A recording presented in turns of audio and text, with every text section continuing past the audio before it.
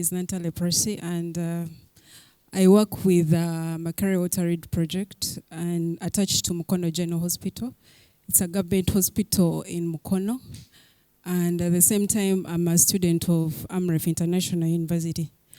And this research that I'm going to introduce to you was a requirement of obtaining a master's in public health, majoring in epidemiology and biostatistics.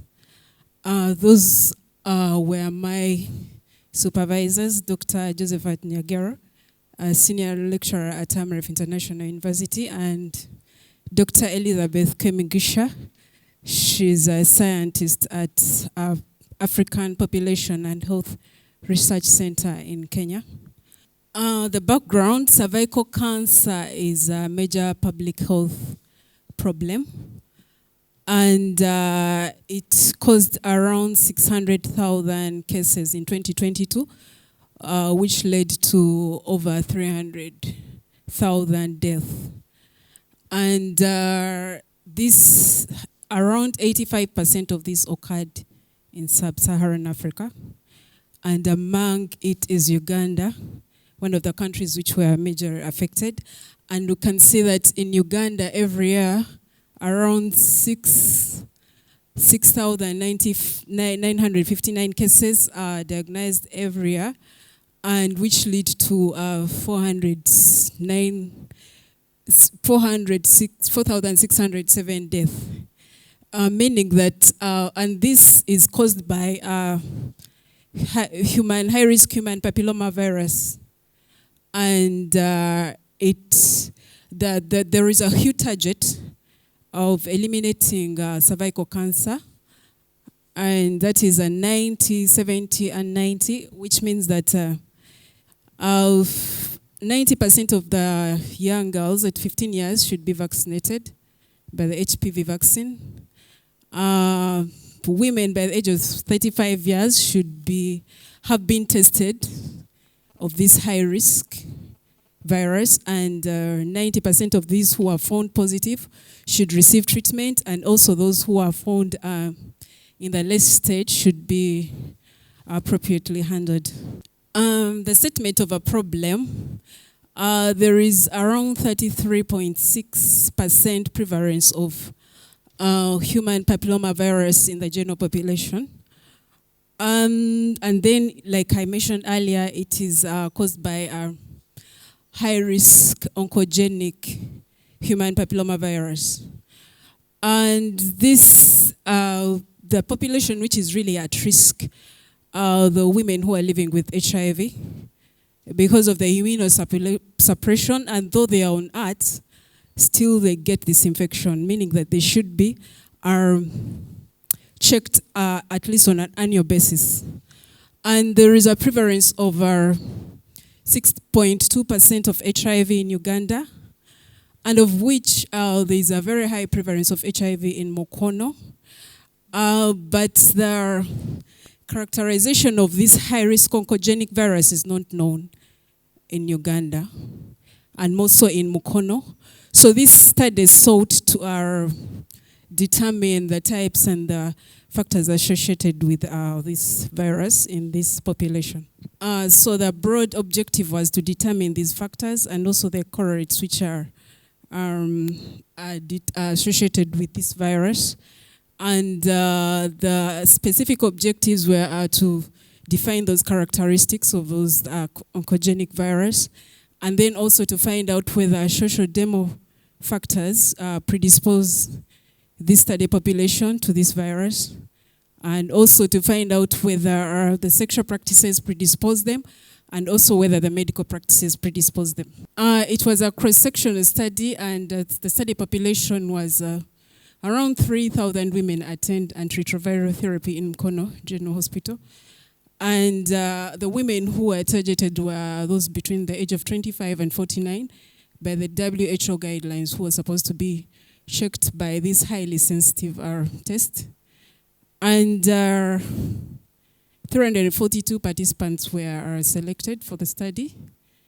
And their results were retrospectively obtained from the lab, Mukono General Hospital lab, which has been supported by HuQAS. They've been our providers of our proficiency testing panels, and this has led us to be recommended by SANAS for the international accreditation. We were assessed in July, and were highly recommended. And this was because HuQAS has been supportive. They've been our providers since 2016 in different panels. So those results of these women were retrospectively obtained from the lab using the African Laboratory Information System, and then they were subjected to an interview guide. And all this was done after the ethical approval from Uganda Christian University, and obtaining a national permit from the Uganda National Council of Science and Technology, plus obtaining the approvals from the participants, and administrative clearance from the Mukono General Hospital management. The data analysis, the prevalence was analyzed by getting a proportion of these ladies and then subjecting it to any of the types which we're going to see ahead. Then the cohorts were analyzed by using bivariant analysis, and all those which came out to be significant were still taken through multivariant analysis, and any cohort which had a p-value of less than 0.05 was considered to be associated with a high-risk oncogenic human papillomavirus. And the results are going to be presented in the next tables and graphs. As we can see, this population, their description, about half of these women were below the age of 35 years, and they had a primary level of education, and most of them were married. 95.6% of them were sexually active, and they had their sexual debut at, most of them had their sexual debut at 18 years and above. And they also became, they were sexually active for more than 15 years, and majority had more than one sexual partner, and they were, most of them were not consistently having protected sex. Majority of them were never using condoms, and most of them were in family planning, and the current family planning method which was used was hormonal. The results, as earlier I've demonstrated, we use a proportion to get the prevalence, and the prevalence was 39.8% of this high oncogenic, but then there are different types which are highly oncogenic, like HPV 16. That was the percentage, 6.7, and then there's another one, 18 and 45, which was 6.1%. And the others, there are different other oncogenic genotypes, like 56, 33. They all are under the others, according to the GeneXpert machine we use. It uses a polymerase chain reaction to do that study, that analysis. And here, like mentioned above, are those who were only positive for HPV 16, which is one of the oncogenic genotypes, was 10%, then the 18.45 was 15%, and the high risk was 94%. And then we have the mixed infection. Most of them had a particular oncogenic genotype, but then they had additionals. So that was the percentage. And like mentioned earlier, these are the genotypes which follow under others. On bivariant analysis, it was concluded that age is associated with a high-risk oncogenic human papillomavirus genotype, because when we held all other cohorts static, and then we looked at the age in particular, it was still significant at multivariance analysis. Our marital status was also a significant factor, as seen. And age of the sex debut was also a significant factor. And condom use was also a significant factor. In conclusion, there was really a high prevalence of high oncogenic human papillomavirus, which causes cervical cancer and is fatal.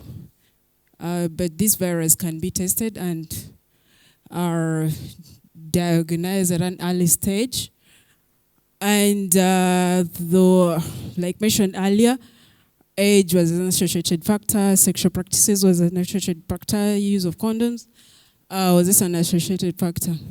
The recommendations as seen, there's really a high prevalence of this oncogenic virus, which can be diagnosed earlier, meaning that all those implementers of HIV programs, treatment programs, should consistently healthy educate the women so that they can accept testing at least every year and then be treated to avoid this fetal cancer. And then also to go further and sensitize them, because majority have different perspectives of this and they don't always want to be tested, despite the fact that there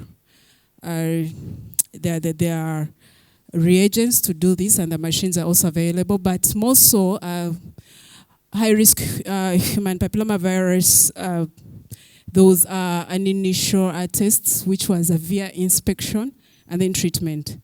But the high-risk human papillomavirus HPV test is highly sensitive, but it's very expensive, and meaning that the supplies are not consistent. So this study was really to bring out this and show the importance. And as I speak right now, we really have consistent supplies of this, and many women are getting this service. I acknowledge APHRC. This study was fully funded by APHRC in collaboration with ADCTP, AMREF Lundin, and Jost University. And I really appreciate HuQAS for having given me this opportunity to present these results to you. And thank you so much for listening.